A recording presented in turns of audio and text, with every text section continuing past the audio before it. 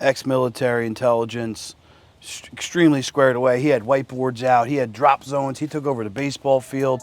He kicked the pastor out of the church. He had ARs out front.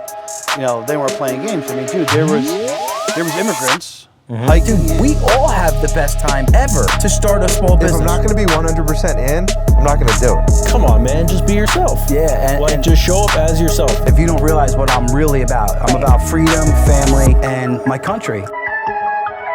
Mr. Derek, Ryan? SE Arms. What's going on? We're back.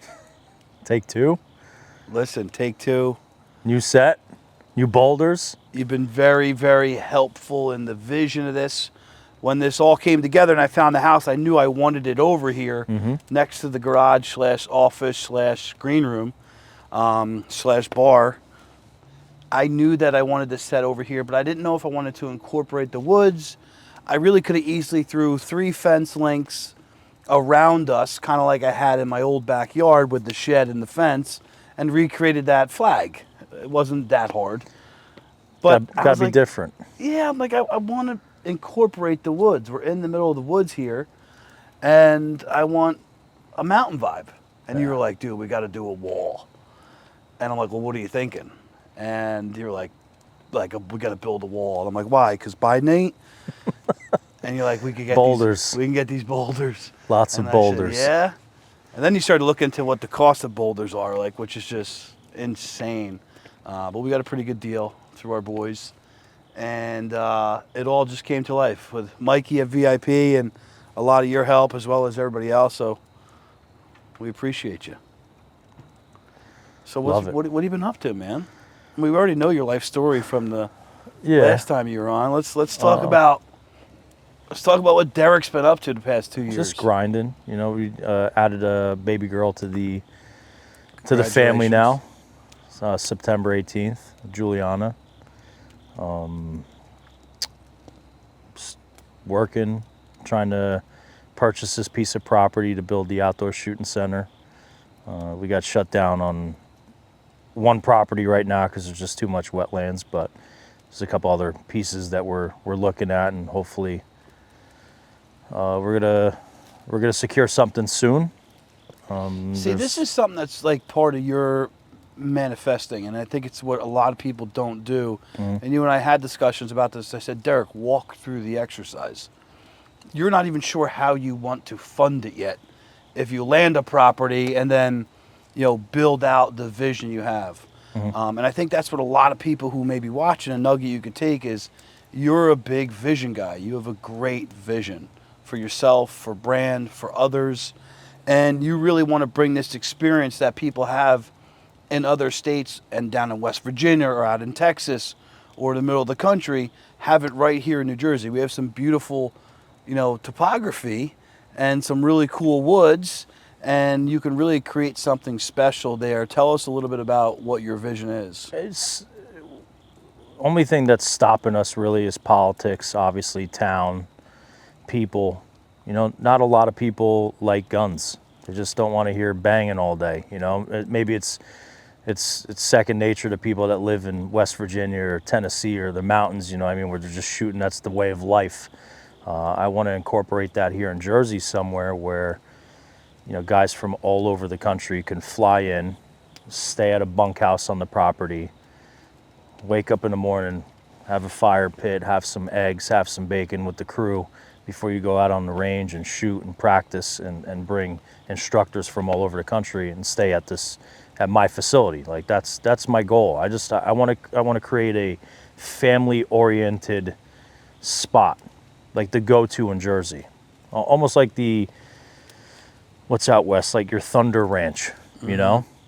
Guys are flying all over the place and just staying there and shooting and training. That's kind of what I want to do here.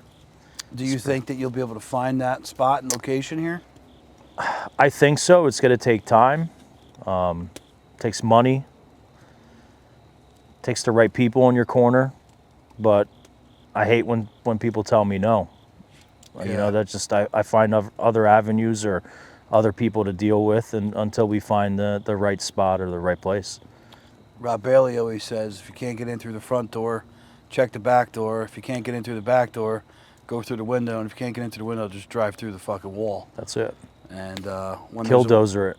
yeah, when there's a will, there's a Right there. way. That's it. You know, everybody told me that podcast would never work and social media online would never work. And, you know, again, anytime you're in business or an entrepreneur, you're going to have a lot of naysayers because those things make them uncomfortable. But when you got a vision, you're able to chase it down. So let us dive deeper into the mind of Derek, right? So when you quickly put together this vision for the set, right, it's like my ability to put vision together for people in their business and where they want to go in life. It comes natural. Same thing with spray painting this gorgeous gun you have back here, or the Cerakoting that you do at the shop. Like, you do a lot of custom shit. Like, you're an artist. That's where I kind of started. You know, I was always into art and polishing turds, making them better, giving people a better vision at things, and kind of turn it into a business, you know? Yeah, but like, you're like an artist who fell in love with guns. Yeah.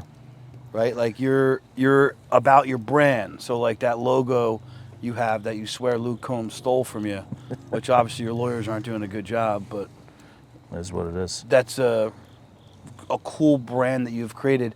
Like, and I don't want to go down a long rabbit hole, but like, how much apparel do you sell out of your store? Like, you guys sling a lot of apparel. Ton. You have a whole back. Whole clothing section. Yeah. It actually does really, really well. Like, Everybody was like, you should just open a clothing store and just brand off with that. well, I think it goes hand in hand with the guns and the brand. And We started doing, you know, cool custom designs of hoodies and hats and shirts, and then doing cool little drops of like ski masks with the skull logo, you know, stitched on the center, and doing cool little small drops here and there. And it creates buzz. It creates a following. You know, I got, what's that word I'm looking for? I got loyal customers. You do. No matter what I do, you know, they always come and support. Well, look They'll at buy the their North shirts, the Carolina hats. Yeah. We'll get into that in a minute, but you know, that showed the loyalty of your customers quickly. 100%. I mean, I didn't know that I had such a support system until we did that North Carolina thing. I didn't know that my following could reach that many people, which is really, really cool. Yeah. It's special. You're building something special. But I want to stay on you Yeah. being an artist. Yeah. Like, where did that come from? Was it just a natural talent you had where you spray painting bikes, dirt bikes, whether it's a kid? It like, just drawing? just from growing up, you know, like that was just always my thing. Just painting, drawing, graffiti. I grew up small town, South River, you know, fighting kids left and right, and just being a troublemaker, getting arrested left and right, just being a hoodlum. And at some point, you know, I figured that I had to do something with my life, and art always gave me that comfortable space to where, you know, I could really focus in on something and say, hey, this is going to look this. Yeah, like this, you enjoy it. Yeah, I enjoy it. Like, know, you it's just redid your paint room at the shop. Yeah. And you were pretty fired up about that, kind of showing me Once your I'm vision. in on something, I'm honed in, locked in, 110%. Like, Yeah. there's no half-assing it. I'm all You the may way change your mind in 2 weeks, but in. Yeah. I mean, I might sell it in a month or so. Yeah. you like built that sauna in your basement and then sold the sauna. Yeah. But I sell everything. Yeah. You sold your game computer, so I was No, I proud of didn't. you. That's still there. That's still still there? there. Still online shooting Yeah. lately? Yeah, I had cold feet. You got problems, dude. Video You games. get cold feet, you know. That's my other avenue of stress relief. Just go online and Call of Duty some people, you know. Even the way that you put together videos, some of your videos in the store are pretty good, and you're not a professional editor. It's just you kind of fucking with your phone, you know, holding the phone at a certain angle or making a certain move, or how you're taking photos of inventory and posting that online. It's really something that, again, I think has allowed you to step up above the rest of the competition in New Jersey. Obviously, Shooters is a huge store, and they had done a ton of production. They're sold now, but for a young guy coming up, you got to be number one, number two in the state for sales. I don't know where you are at. I never really looked into that number just because I really don't care. I know I I really focus on what I have to offer, what my inventory looks like, and the service that I bring to people. I really don't care about the number because I have people coming in the door, new customers every day. Which is another reason why you're winning. But you're up there in sales. In the I would state, assume so, yeah. right? And like just your ability to take that vision and execute it even onto social media, which has been a pain in the ass too, right? They don't like guns on social media. You got me shadow banned fucking last year during my event. Took down my links, everything. Still letting me have guns on my show. They don't like guns. They hate guns. But, again, the way to use your personal social media. Yeah. Some of the relationships that you make and some of the things that you do and spend time on and putting your brand on, that all goes back to you just being an artist. And just like most entrepreneurs will talk about, like, you're painting your canvas.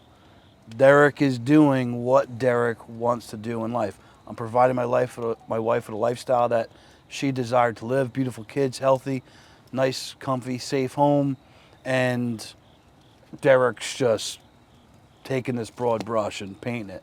What does that look like 25 years from now? What's that finished painted look like? Not New Jersey. I definitely, I want to keep the business here just because it's my roots. It's where I grew it, where I blew up. I'd love to, have just a main headquarters here. But my goal is to be the next Bass Pro Shop, Cabela's, superstore like that, but just really attack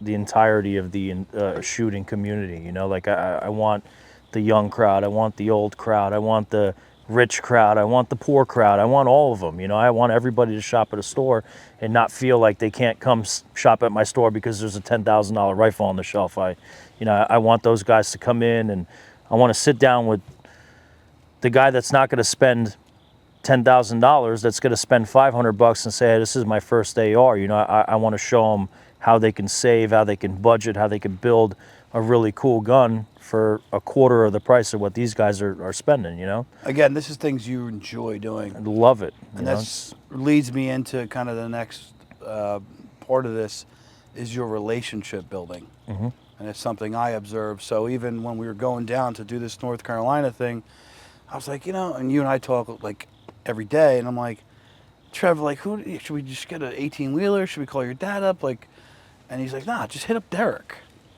And I didn't even think to hit you up, and instantly, because of our trust and shit, you're like, yeah, take the trailer. And we were able to go do something so amazing and, help out a lot of people and do some patriot shit. You have those types of relationships like I have with you and Trevor has with you with a ton of people. Yeah. And they mean something to you. It's not just for business, right? We all want to make money. We all want to be tactful in our relationships. But you take these relationships and they're like, these are my family, these are my friends. You probably are more like me where you probably care more than you should sometimes. Yeah. I go a little extra, but there's that saying that I should have my own brand or my own t-shirt that says I got a guy, like I'm that guy. Mm-hmm. I know a guy that does something or has a connection somewhere. Yeah. I love networking with a gazillion people. You never know when you're going to need somebody, It's good to branch out and just How important has that been to the success of your business? It's great because the word travels all over, right? There's guys that I know that live on the West Coast and overseas, and somebody sees my shirt being rocked on the street or on a music video or something like that, and everybody was like, that's SC Arms out of New Jersey. And that's probably the coolest feeling in the world.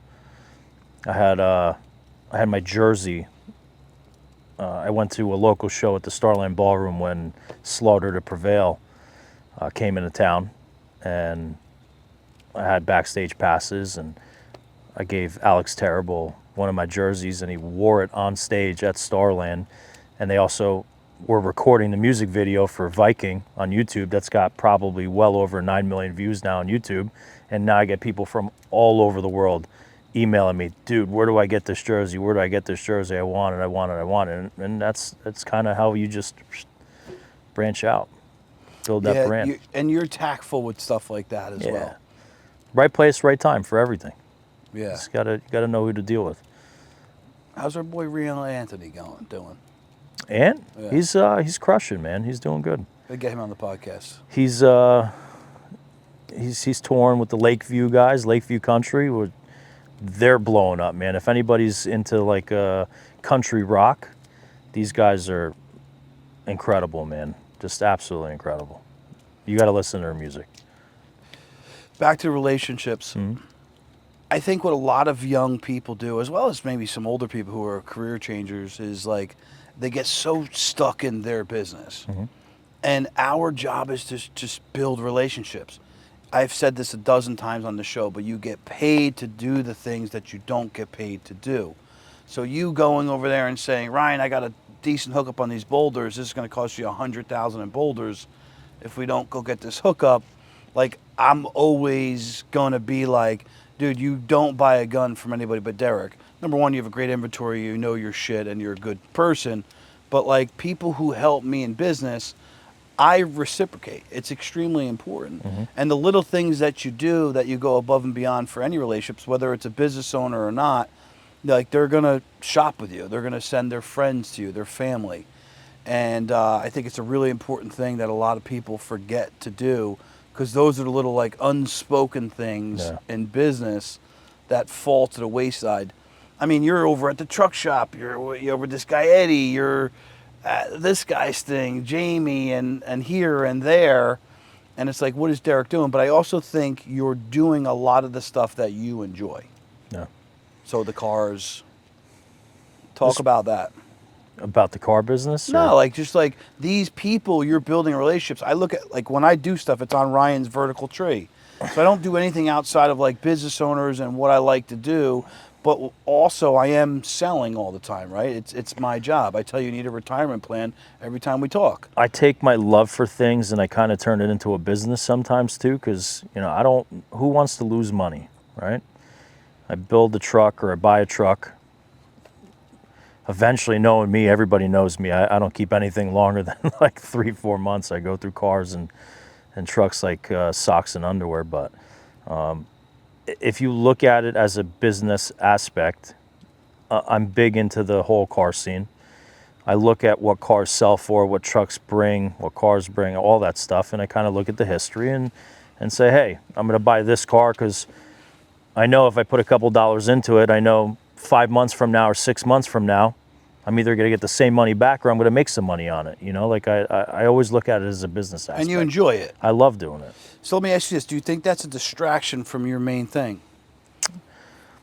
No, because everybody's got to have an outlet for themselves. So here's what I'll challenge you on. Yeah. When you're peddling fucking sneakers, dude, you can't sell enough sneakers versus what you can sell in guns. No. Or in that aspect, no. Even cars, right? So you're sitting there and you got this at some point. Cars, you never know. At some point, you had like a whole basement full of sneakers. Yeah, not no more. I know you don't, but I'm just saying, like, that's, you know, there's a time and place for all this when we are trying to focus on a goal as business owners. Like, we're kind of like tripping over dimes to pick up pennies. That's the street hustler kid in you that you grew up as. Yep. But you're Derek now, the CEO of SE Arms. That's going to be the Cabela's one day. Yes. And if you want to be the Cabela's one day, you got to walk, talk, and act like the CEO who owns Cabela's. And he ain't slinging sneakers. No. Right? You got to dial down a little bit. Just turn the knob down. And the cars I get. It's your scene. I've been to a car meetup with you. I don't really understand why all these guys park in a parking lot that's jammed, and they all have like donut trucks, and they're just, you know, sitting around just like jerking each other off. But like, I mean, I'm not mad at them, but I'm just like, what the fuck is going on here? This is weird. Networking and branding. You know, these are young kids that are getting into the car scene. I'm 38 years old. I'm not old, but I'm not young no more, but I want to talk about even the Porsche one we went to, and your Porsche, like, yeah. that wasn't young people. That was. Yeah, but you get all walks of life, but you get it's like a culture thing, you know what I mean? So everybody wants to meet up somewhere and hang out, drink coffee, bullshit, talk about their car, talk about the stuff they got. Yeah, and how many guns do you sell to those people? A lot. A lot. A lot. And it's something you enjoy doing. So I get that. Yeah. The other little things, you know, as my nugget to give anybody that may be watching is, we got to watch the distractions and the hobbies. Yeah, yes, you we can't can get make money. you can't get too far into it, for sure. Yeah. Because it'll distract you from your ultimate goal, which is progression and Right. growth. I mean, you're slinging and flipping Rolexes, Yeah. knives, all different types of things, which some of that stuff goes hand in hand at your store. You sell weapons. But, yeah, I like to see your focus and kind of where you're going now. Why do you have all this drive? Like, what is it really all about? My youth and being told that I was never going to be anybody. Just, you know, from Who told you teachers, that? teachers, friends growing up. You know, like the whole bully thing. You know, that's like a real thing. But you you know, bullied? yeah. For what? I was a little punk kid, and everybody was running their mouth about me, and For you know, what? they're just for everything. Running guns? No, not running guns. I didn't get into guns until after I was 20 years old. That's when I first got into guns. You know, it wasn't ever a thing, but just, you know, They're mad at your face? I wasn't part of the clique growing up. Yeah, because you thought on the Through other side of school, your brain. Neither was yeah. I, really. So Put a chip. it put a chip on my shoulder, and it kind of just, it gave me that kick in the ass. Like, I don't care what that guy thinks. I'm doing better than him. I'm going to keep going on this track, but I want to stop on the chip for a second. Mm-hmm. What type of edges have you rounded over the last 2 years in your self and personal development that has allowed you to let some of that go? Again, I still never want to let go of that chip. That's what gives me the ego when needed to push through hard shit. But what layers have you kind of peeled back and been a little bit more easy on? Because I've seen you do that over the last 2 years. Yeah, I mean, just frustration sometimes, you know. You just got to dialing down a little bit, you know, just not let things get into your head so much. And you've dealt with some stress, like you've been stressed out. And yeah, no sleep, you know, the whole kid thing, and growing business, it's not having proper employees at the store. And, you know, if you don't have that crew, it's really tough to focus on growth and expansion when you're literally fighting for somebody to show up to work to be able to handle the day-to-day duties. You know, I can't do everything myself. yeah, you're stuck working in the business instead of on Yeah, it's tough to find that happy medium, but we're getting there. Would you say that you have kind of rounded some edges and Yeah, I mean, pulled back in some areas? Towards the end of this year, I was really toning down a little bit from the crazy me in the beginning, but now I'm really focused on this property and building this new shooting center. That's where you're gonna see me not messing around with many cars and trucks and all that crap. It's funny, right? It's like the old you has to die for you to grow into the new you, right? So Ryan right now is extremely different than Ryan 4 years ago. Yeah. I'm extremely different than 1 year ago. I'm different than 2 months ago because I'm constantly in this obsession with progression, right? So, you know, maybe next year or 2 years from now, I'm like, you know, I don't drink at all. Again, my drinking is, I don't party like I used to 10 years ago, but it still can play a role in slowing me down. So at each point of your life, as you grow in business, as an entrepreneur, as a human, some old piece of you has to die off for you to grow into the new you. It's hard to stop when you're having fun, right? Correct. Yeah, it's sacrifice. Yeah, it is. But there's other fun on the other side of it. There is. If you want it that bad, right? So I'm somebody that argues with a lot of these gurus online that all have the like, do these 3 tips and you'll be rich and have a big dick. You know, all these guys online, we see the coaches, they're all like anti-drinking. Like cold plunge in the morning, sauna, and no drinks. Like, I don't know, I've seen some pretty fat, drunk, very wealthy people that are like 70. Like, Yeah. you know, I enjoy some drinks with friends. A lot of people follow this program I don't believe in. Yeah, I'm on my own program. Yeah, yeah. And I'm pretty happy, and I seem to Turn be to doing. the next channel. Yeah, let okay. me keep moving. And you're on your mission, Yeah. doing what you want, and perfect segue back into what does that, like, what drives all of that? Is it the family? Is it that house? What does that house look like? What does that vacation spot look like? What really, besides that chip, drives Derek? Yeah, I mean, it's family. Family is everything to me. You know, when I had my son, it opened up my eyes into You love him to Derek death. I've never seen. I love my boy, man. He was my first love as a kid.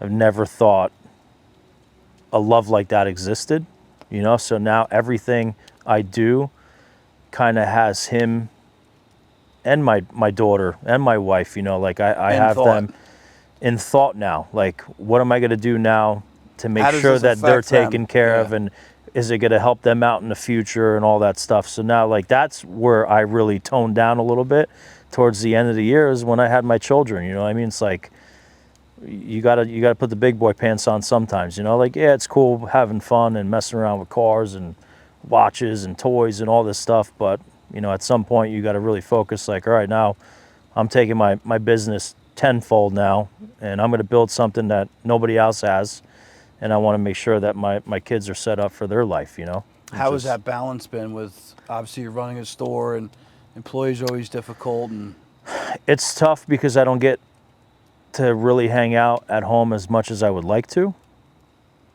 It's a really hard balance.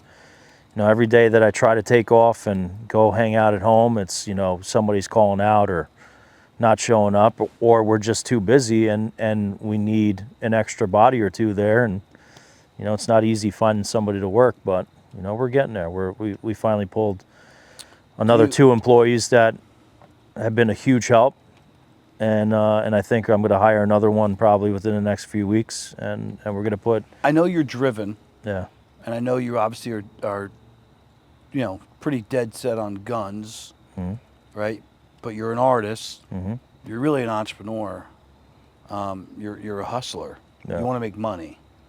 Do you ever see yourself getting to more of a business or a situation where you have some more free time and more freedom? And I'm not saying working at ST Arms can't do that, but I don't think you living in another state, letting, you know, for lack of a better term, the inmates run the prison, like, it won't succeed. As an absent business owner, are you open-minded to doing something differently? Maybe it could be in the gun world. It's an online business. You have an online store. Yeah, we have an e-com store now, but I mean, the e-com store is really geared towards New Jersey. It's not really geared towards the entire country, because e-commerce is a whole different animal that you don't want to get involved in. They operate on penny margins, you know, but they're moving quantity, you know, so that's a whole different ballgame. But I'm just focused on New Jersey. Being able to give somebody the ultimate shopping experience right from the comfort of their house, save money, save them on compliance, save them all that stuff, and they could ship it to our store and pick it up. What's that website? SCArms.com. Nice and easy. And we opened it up to pretty much everything that I don't have in store. We could just push people right to the website, you know? But again, do you see yourself moving to a different model that allows you to have more of that freedom? Because for me, I did all of this so I can have more time with my family. I was out to a quick happy hour. I went over at 3 o'clock, Tommy's Tavern in Seagirt. Shout out to Tommy's. That place is sick. This area needed something like that. And Kelly and I, there was a zillion kids on the street. It was still hot as hell. I'm like, let's hit Tommy's for an hour, hour and a half, have a drink or two, eat a quick app, and then we'll take the kids trick-or-treating. And I was in there, and this guy meant no harm by it, but his daughter's a little older now, and he's like, hey, don't sit there too long. You know, your kids are only young for so many years. And it made me think for a second, like that guy is a teacher, works a secondary job, and he's working extremely hard to take care of his family. Those things like trick-or-treating and certain holidays are really extremely monumental to people, and some of those just don't mean anything to me. And someone may come off like, oh, he's so cold. No, I spend every single day with my children. Every day, 3-4 times a day, we're getting on the quads and we're doing a 20-minute rip out to the pit or over to the farm field adjacent to my property, coming back, getting them off, walking them back inside, getting them reconnected with mommy. Like, I spend every day with my children. And I've been able to build something that allows me to do that. Does Derek ever see himself doing that, or are you just so rooted and stubborn and like, I need the retail store in Jersey? I mean, yes, I would love to. You know, you have a great setup here where you can bring your business home, which is fantastic, but I can't bring my business home, you know. I'm saying that's got to if you went be into a different business, would you, do you see yourself doing something like that? Because these are other questions that other business owners who may be watching this are having the same struggles. Employees not showing up, spending a ton of time, especially restaurant owners. Those guys are getting smoked the last 4 years. Yeah. I mean, I would, obviously, you know. I definitely want to open another business. I have already created another LLC, and I think we're going to get into the waste disposal business. That's where... So you made me say all that stuff for you to finally tell me that? Yeah. Jeez. I wanted to build up, you know. We hiding this? Yeah, well, it's not set in stone yet. You know, it's not easy getting a license. You got to go through, you know, typical Italian waste management, the DEP stuff and all that crap. So you're running guns now. You're waste management. Yeah, it's you know why it's waste management? It's because it's based off of my brand. Anything that has to do with SC in the beard, I'd like to open businesses that mean something with the SC. So plus, a lot of people buy from you, you're a Trump's fan, and we're all garbage. So yeah, might as well take out the trash. So you know that's my next thing, but it also stems from trucking. That's another past passion I had because I used to be a truck driver. You know, so I kind of wanted to get back into that because I found. That was a piece of my heart growing up too. You know, getting on the road, driving, it's fun, peace, quiet. You know, even though there's road rage involved, but it's just, you know, getting on that open road and turning the tunes on, man. It's just a different level of you just had relief. your baby girl. And you were really jealous. You couldn't come to North Carolina with us.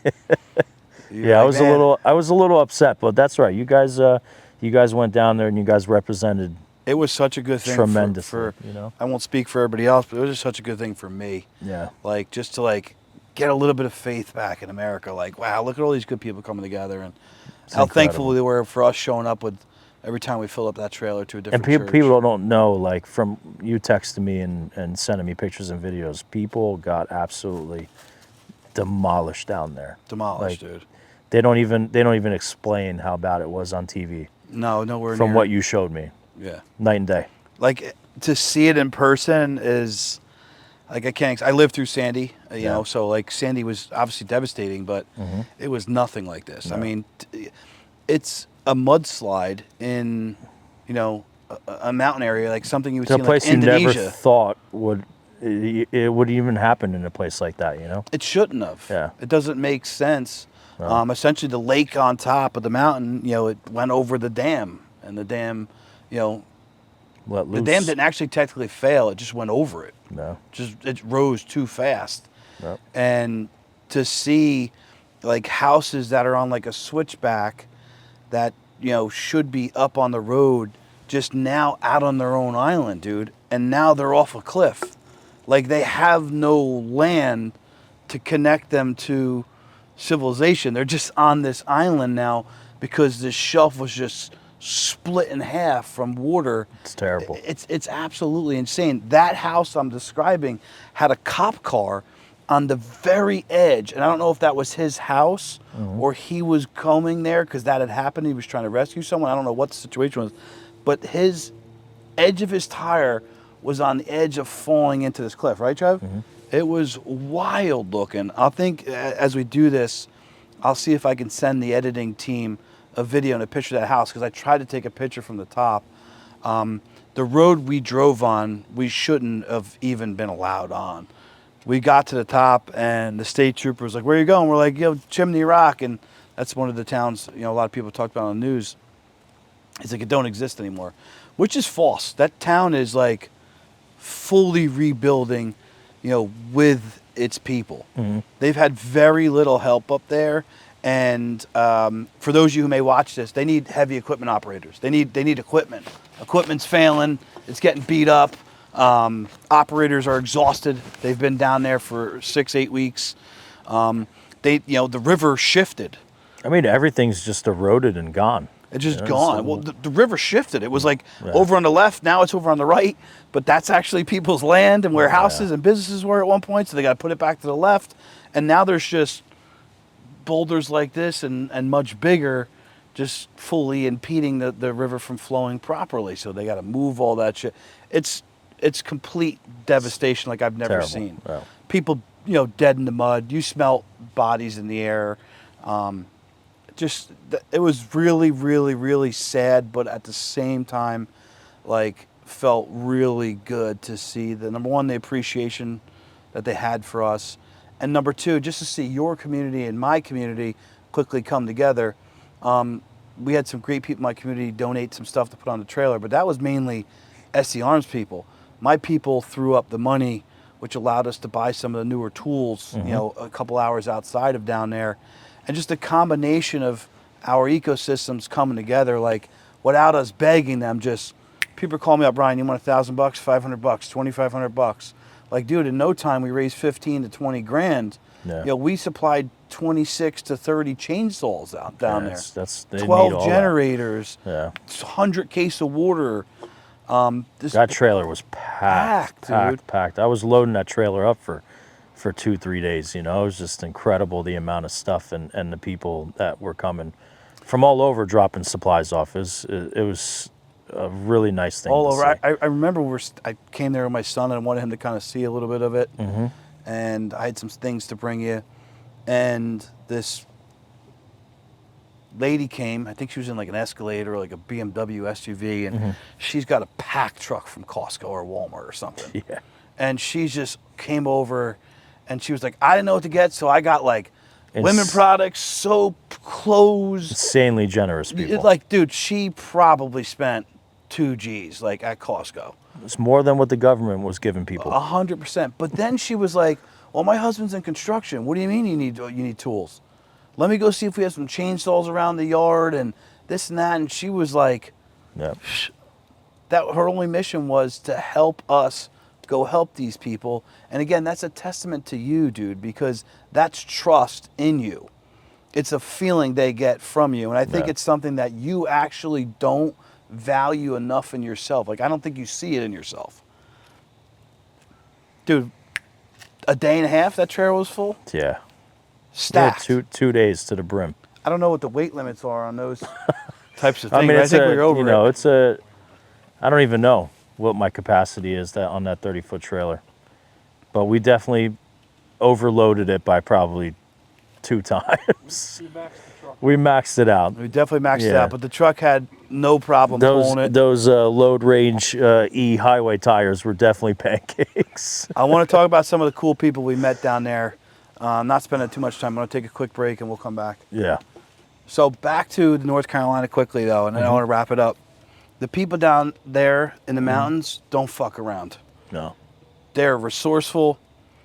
They take no shit. The one church we dropped off to, there was this guy there, ex-military intelligence, extremely squared away. He had whiteboards out. He had drop zones. He took over the baseball field. He kicked the pastor out of the church. He had ARs out front. They weren't playing games. I mean, dude, there was immigrants hiking in and robbing stuff, and then there was other local militia. And then quickly those people, some, I think, patriots from around the country came in and dropped in to help, show a little bit extra force. There's people coming to my store and they were loading up guns and ammo and stuff, and they were like, "Oh, we're on the way to North Carolina." And I'm like, "What are you loading up guns and ammo for?" And they're like, "Oh, people need help because they're getting stuff robbed from their belongings, their houses, their rubbled buildings and stuff. And Yeah, and these aren't people that are like someone that are like looking to cause a problem or be criminals. These are people just wanting to protect people. what was there and protect their loved ones in their small niche communities. And you know, I remember, I'll leave most of the story out, but I remember rolling into this gas station and this guy opens up his truck. He's got like 2 M16s like right up on the center console, loaded. Way of life down there. Yeah, just that's normal. Yeah, I know, it's wild. If you ain't driving with a shotgun in your back window, you ain't doing it right. Yeah, he had a lot more than a shotgun, but they were definitely. It's the way it should be. Yeah, definitely patriots. But like again, it didn't feel weird like that. Maybe I'm just, and I'm not even someone who's around guns all the time. I don't want to, you know, make myself seem like I'm some gun professional because I'm not. I barely know how to fucking shoot them right. Like, I just don't get uncomfortable. I feel more comfortable when good men or women that know how to use a weapon has those things in my presence when there's danger around. I feel fully safe, right? Or if I have a weapon myself where I could defend myself or my loved ones around me. So it just felt really good to get out there, and the way that they mobilized and then the way that other patriots like we were came down there to their aid. FEMA had nothing. They were begging people to work with them. And then finally the military did come in and they dropped in some big equipment and they were a ton of help once they were there. Yeah. But I mean, dude, it was just these people on their own. And then the people who came to their aid from all over the country. I mean, dude, they had roads washed away. You know, trees on the main road 40 coming in. Like, you couldn't even get up to even near the towns to get off the exits. There was Crazy House Customs where I get my truck stuff done. They actually did like a motorcade. They brought all their off-road vehicles to literally trek supplies to pieces of the mountains where they couldn't get any vehicles. Dude. And they made their own trails through the woods, cut down trees, moved stuff, moved land just to bring material up, which is really cool. So shout out to Crazy House Customs for that. That was awesome. I mean, Tim Kennedy was talking on his social when he got back after the first 4 or 5 days he was down there just running rescue missions out of citizens' helicopters. Yeah. And he's like, I'll never talk shit on the ATV community again. He goes, the places these guys are like Land Rovers, Jeeps, or like the 4x4s were able to get to, I still don't even know how they did it and helped us make these rescues. That was a big need. I mean, the one guy we dropped at the church, they instantly threw 3 chainsaws on quads, and they were taking them up to, you know, people in the mountain that were still trying to get to others that have, you know, not been found yet. Just wild down there. It was really cool to be a part of. But so concrete business, plumbing. What are we doing next? We're just sticking to garbage. Yeah, I think just the dumpster company. I think that's where I'm kind of focused right now. I just something different, but it kind of incorporates trucking into it, my brand and the people that I know and the connections that I know. That's kind of why I'm going that route. I know so many contractors, realtors, business people that are always in need of a dumpster. So I'm just, I put my thinking hat on. I said, I already have a brand. I know how to drive trucks. I'm going to partner up with my buddy John doing this. He works for spots with DPW, and we're just teaming up. And he already knows the garbage business a little bit, and I know the trucking business. So we kind of just put both of our minds together and just do something on the side. It's not like we're really focusing on doing this as a main gig, but it's just something that we could maybe build off of and brand off of, and kind of it's growing the brand anyway. Anytime I could throw a branch off of my tree, I talk about it all the time. My tree that I work off of, like, why not? Like, even Patriot Payments, I work with business owners. I don't actively sell Patriot Payments. I don't service Patriot Payments. I have a whole back office and a partner who does that, and they do an excellent job with it. But I'm already working with business owners. I am a patriot. I'm about the brand. When he made me the offer that he made me, I couldn't refuse it. Yeah. Right? But that's something that I don't take a lot of time. You're not going to take a lot of time. Someone hits you up for a dumpster. You just throw it over the fence to your buddy who's running it, and you guys go make some money. Yeah. Anytime you can do that and it's not a ton of friction, grab the money while you can. And it may not last forever, and it may not be a ton of money, but if you can make an extra $3,000 a month in mailbox money, that helps cover some fixed costs. That's $3,000 a month. Yep. Just gotta make sure you hold on to some of that money. Hopefully it'll have me save enough money so I could do a nice retirement plan with you. So. I mean, dude. That's one of those check boxes. A will. Some insurance. Yep. We gotta do the whole nines for you. I think a lot of business owners get busy, and to sit down and think about stuff like retirement when you're hiring employees, you're debating, do I go all in on this next employee who wants some health benefits and they want a 401k and they have X amount of dollars in salary? That's money coming out of your pocket, coming out of your profit, right? So then to sit there and think like, I got to save for retirement, but we have to extract value. This is like a lesson. We have to extract value out of the business because the business may not be there forever. Yeah. So great, you think it's valuable, you think there's an exit on the back end, it's making you some money, but if you don't put some money away and pay yourself first, dude, New Jersey could go, Kamala could win the election, and over the next 8 years, they just completely destroy America and the Constitution. It could happen, right? Yeah. I don't think it's going to, but it could. And all of a sudden, you can't sell guns in Jersey, bro. That business is gone. And now Derek made all of that money, and he extracted nothing out of it. Yeah. Right? Like, we have to... That's always in the back of the mind.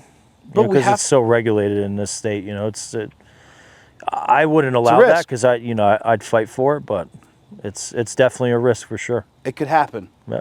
Right? So we should always be... And then there's other black swan events.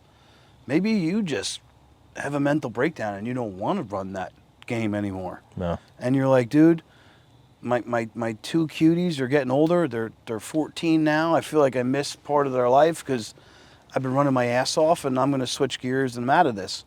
If you don't have money that allows you to make some different moves, like you never can. Like if I didn't have savings built up, I could have never went all in on the podcast because I gave up $250 of income dropping my investment license to get online because the regulators didn't want me doing this. Yeah, you got to build different avenues.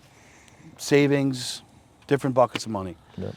So every business owner should focus on it. And I bust your chops because you're my friend, but like, don't beat yourself up because everybody's in that situation. They're like, hire more staff, buy more inventory, save for myself, right? Yeah.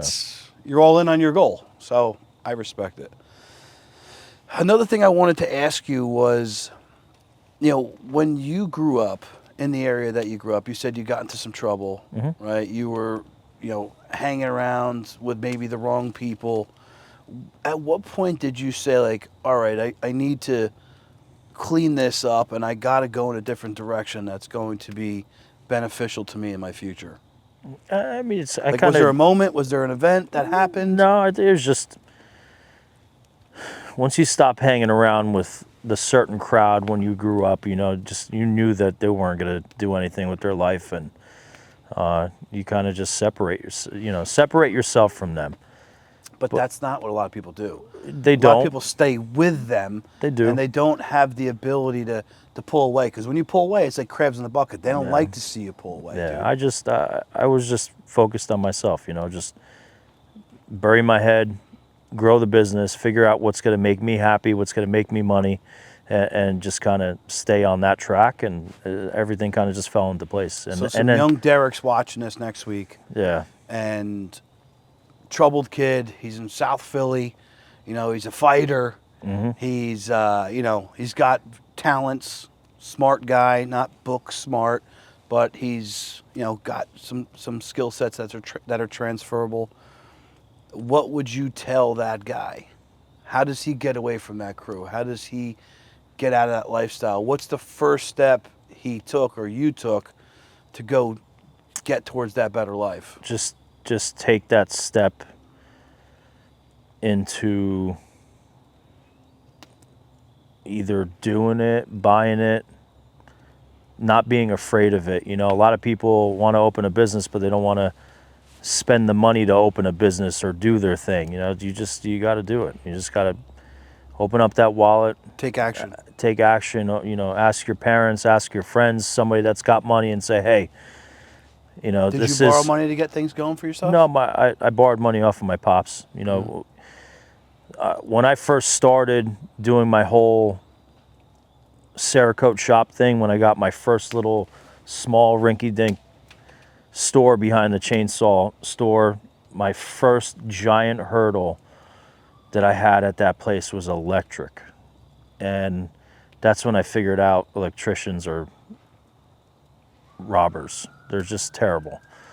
And the bill to move one line from the front of the building to the back of the building was like $7,500.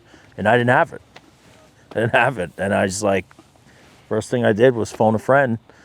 And I'm like, hey, you can borrow it? Nope, I don't got no money. I didn't want to call my dad, but I called Pops and I said, hey, Dad, I need help with this because I don't have $7,500 to move a fucking cable from the front of the building to the back. I didn't have anything. And to this day, like, if Pops didn't hook me up with that, I probably, I don't know if it may have happened later on down the road or it may not have happened and I probably wouldn't be in the position that I'm in today, but it just taking that step or making that phone call or doing that thing that kind of got me to where I am today. You got to be, you just got to do it. What do you think really prohibits people? Obviously, we could quickly say money. I mean, money is the root all the time, but I don't know. Because you and I, when we took that action young, Mm-hmm. we weren't really confident. We were driven as fuck. But we weren't really confident. We still weren't really sure we were going to get to where we are now. Right, you have no experience in really winning at business yet. Disbelief, I think, is the biggest thing. You know, a lot of people just don't believe in themselves and seeing what they can do or knowing their limits.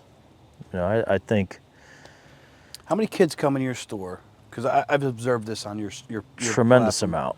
Like they come in, and they're good dudes. They're probably rough around the edges, just like we were young. Mm-hmm. And they're like that, fuck you, fuck it, fuck everybody attitude, tough guys. Yeah. And a lot of them have a shit ton of potential and talent. Like, what do you tell that guy to get out of his own way? Because they're in their own way, as I was younger. And I see it still with guys who are 35. They're still doing that tough guy shit. And it gets you nowhere. What would you say to them? I'd probably train them a little bit more, you know, get them to come back in and have some more talks with them and kind of see where they're going and where their head's at. 'Cause some people just don't want to grow up. The ones that want to, though. There's some that are there. Some don't want to do it, but the ones that want to do it, you start seeing people start showing up and start asking more questions and start learning and start thinking. Like, I notice that in my business all the time. I mean, I got guys that are in the gun world, and all they want to do is train, and then they see the gun business, and then they start coming around and they start asking questions. You know, Derek, how did you get into business? Or how did you do this? How did you do that? Can you show me how to do this? Can you show me? And I'll take time out of my day to help anybody out. I'll teach you how to Cerakote. I'll teach you how to open a gun business. I'll teach you how to file the paperwork, you know, like almost like a teacher in some way, you know? You enjoy it. And I love it. I love helping everybody out. You know, I've Mike from Duncan Defense, you know, he was opening his store and another gun shop. And he didn't know what to do or, you know, didn't have any idea and I've helped him out. He came in, I taught him how to do the whole fastbound system and logging stuff in and out and profit margins and numbers and how to inventory stuff and make checklists and stuff. I helped him out with all that stuff and look at him, and now he's doing good, you know, for himself. Yeah, abundance is really a mindset that's hard to adopt, especially when you're competitive and you're a winner. It took me a while younger. But can't be jealous either, you know, just there's plenty of business. It's human nature though. Yeah, it's human nature, but there's plenty of business to go out there. I love helping people. You want to shop at another store? Cool. But, you know, I know what my business does. I know what it offers. And 9 times out of 10, those people are coming back to my store tenfold, you know, because they're telling their cousins, their friends, their brothers, their sisters, all that stuff. You like to help. What else do you think you could do to help the young guys, and I'm going to say guys specifically, that, you know, look up to you, or they're on your social, or they communicate with you on a regular basis, what's something you can do that could make a good impact? I'd like to get into mentoring, just because I like helping people.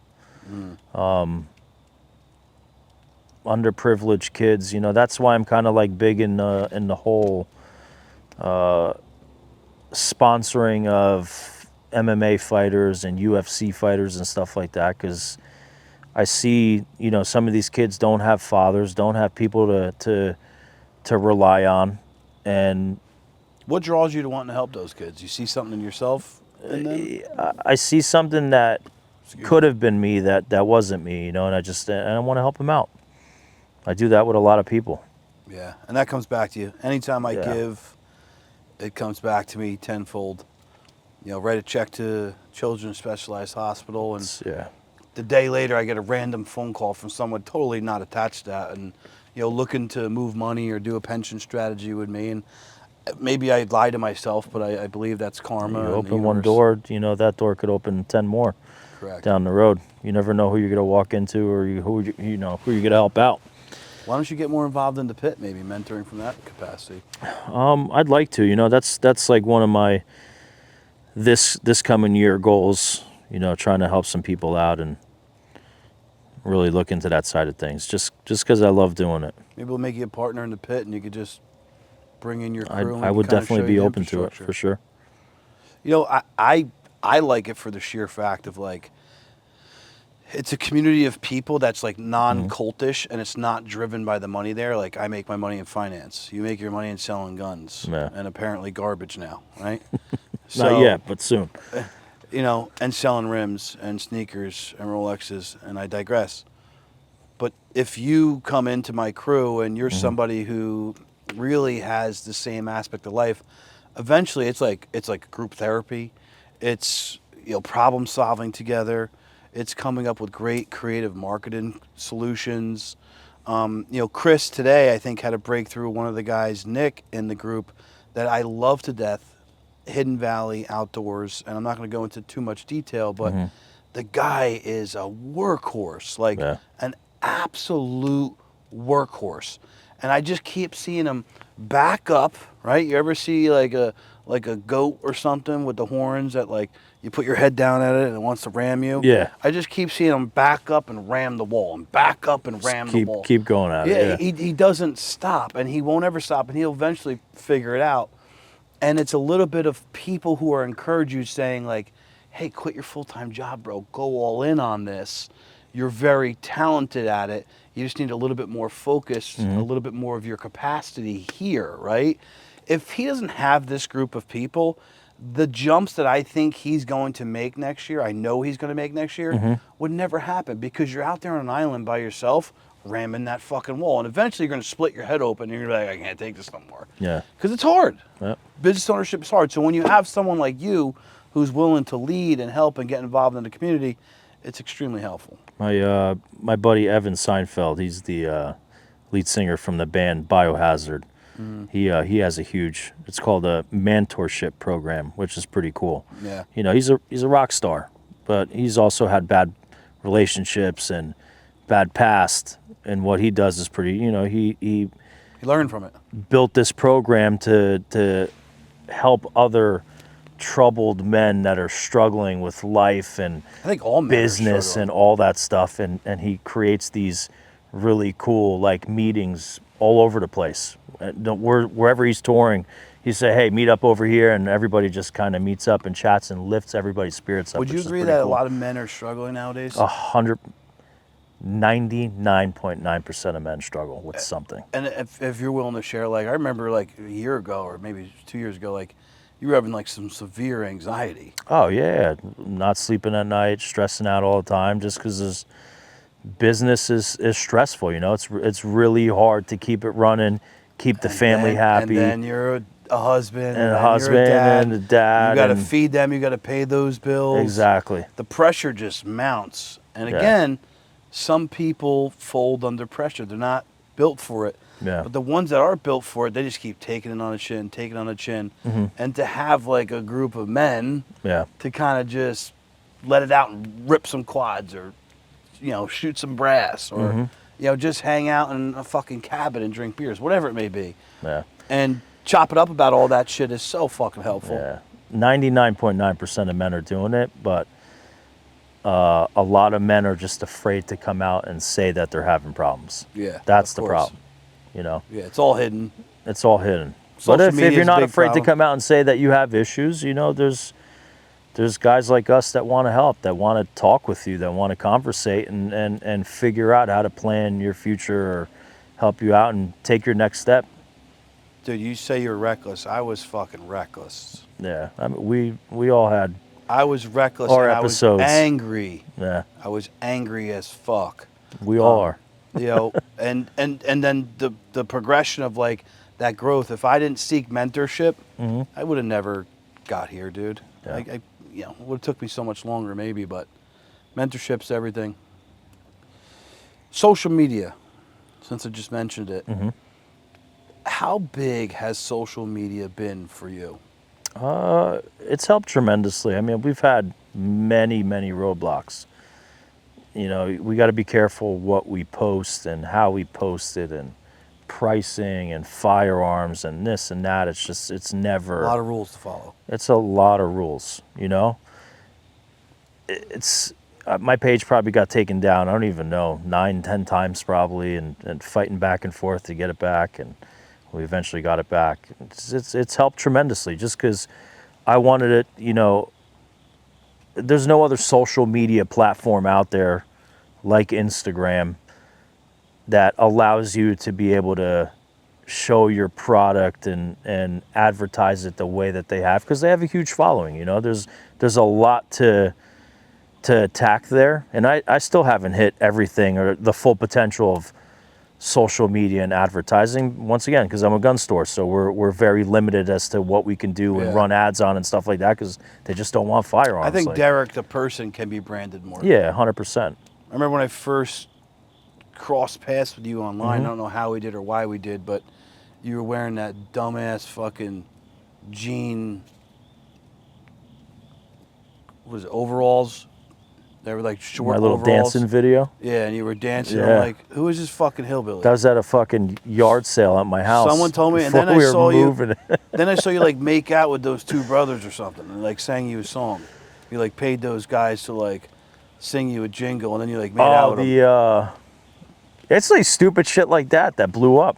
But I'm just saying. This is a joke too, which is the funny part. What the hell are the kids' names? The Island Boys. Island Boys. The Island Boys. Dude, I paid them. I'll still never forget this. I paid the Island Boys to do a cameo. I think it was like a $40 cameo, where it just said, "Shop at SC Arms. Check out their website." It was literally a 2-sentence thing. And then I get this email that they did the cameo, and they sent me this like 3-minute video. They did a full-blown rap of the corniest rap I've ever heard in my entire life. And it went viral. And I was in Atlantic City for my bachelor party, and we were walking into, what is that famous Italian restaurant down there? Camillo's or Carmelo's or whatever, I forget. One of the restaurants, and I'm walking in. Chavola? No idea. I think it was at the not at the Hard Rock. Carmine's, that's it. We're walking into Carmine's.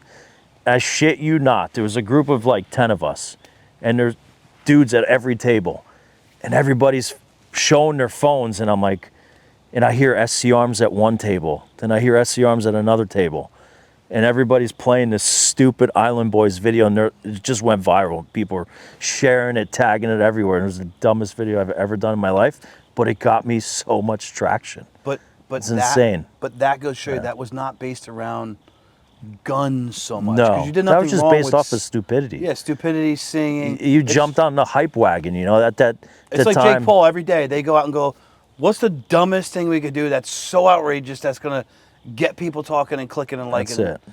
Every day it's just, a shot in the dark. Where me, I'm a little bit more strategic about where I'm going, what I'm doing. It's a slower thing.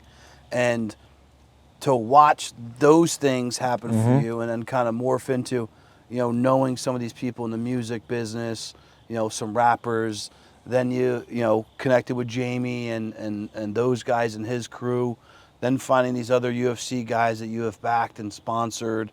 It's like those eyes are very helpful, obviously, as you know. And what I want most people to understand, because some still don't understand, like, that is fucking huge.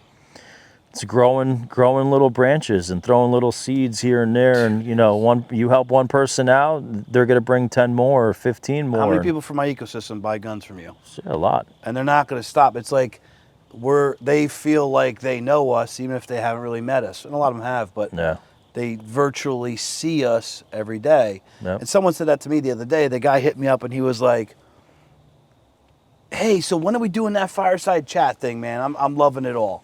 And I was like, did I not answer this guy at some point? Like, who is this guy? Because I get a ton of DMs, and I'm not perfect with answering people. I try to answer most people. But I said to my buddy, he's like, but you're kind of 5 Mile famous. So that person thinks they know you. They're watching you. They're engaging with your shit. Maybe they comment. Maybe you answer them.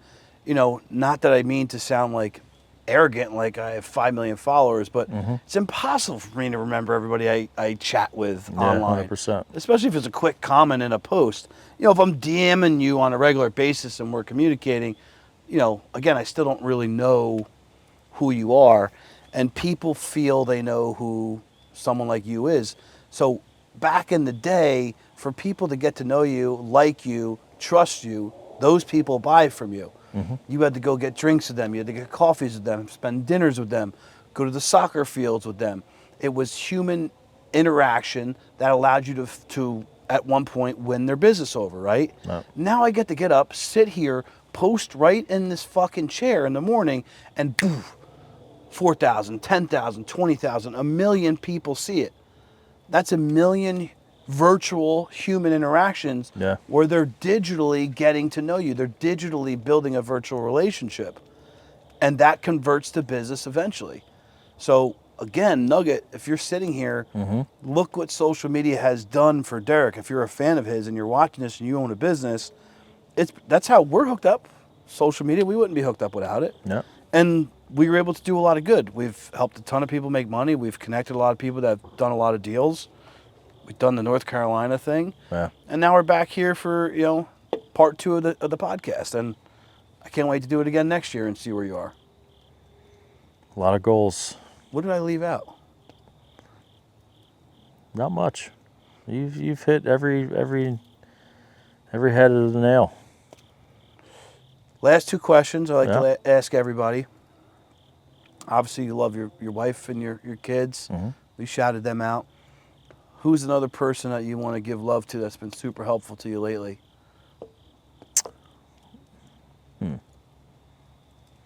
Business-wise? I mean, definitely you. You've helped me tremendously this year, sending me a lot of clients and new customers and people, and even meeting people in your little meet and greets and coffees and stuff like that, like Chris from Garden State Bins. Like, that guy's been super awesome. From the day I met him here in your driveway, it's like, you guys he are calls me. relationships quick. Like it's crazy. You never know who you're gonna walk into and how tight you're gonna get with somebody. And Chris drove down to my house one day to drop off a ton of stuff for his trailer, and his kid and my kid are playing, in the driveway. Like, it's cool how it happens. It's amazing how things work. But definitely shout out to you and another business person. There's so many people are doing new things today. Man, there's so many, man. My ecosystem is pretty large, so I don't want to just be biased to everybody, but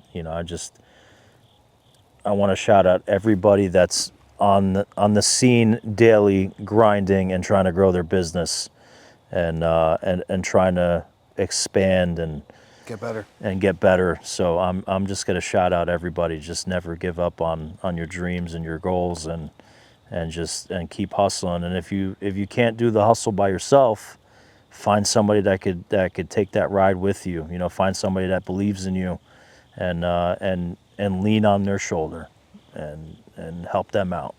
Second question is gonna be a little bit different. Who's winning the 2024 presidential election? Politics suck, man. Obviously, I definitely think Trump's going to win for sure, just because America's tired of the past 12 out of the 16 years of being ran by the Democratic side. It's enough is enough. We as businesses get hammered, taxed, destroyed, and me being in my business, like I get scrutinized for everything. And guns have been my way of life. It's what provides for my family. It's what provides for my employees and everything. So I think we really need that change, and we definitely need Daddy Trump back in office for sure. Couldn't agree more. How'd you like him in the garbage truck the other day? Yes, fucking dude. Does he run his mouth and say stupid shit? 110%. But putting politics aside, you look at him as a human. He is one of the most genuine human beings to ever walk this earth, and he's a fucking businessman. Yeah. He knows how to run this country, knows how to make money, and that's what we need. You ever see him driving for SE Arms? I'd Garbage. fucking hire him in a second. In a second. Listen, it was fun. Part 2. There's going to be 3, 4, 5, 6. I can't wait to see where you and your family go and Appreciate you. everything you're putting together. Thank you, Ryan. Thank you.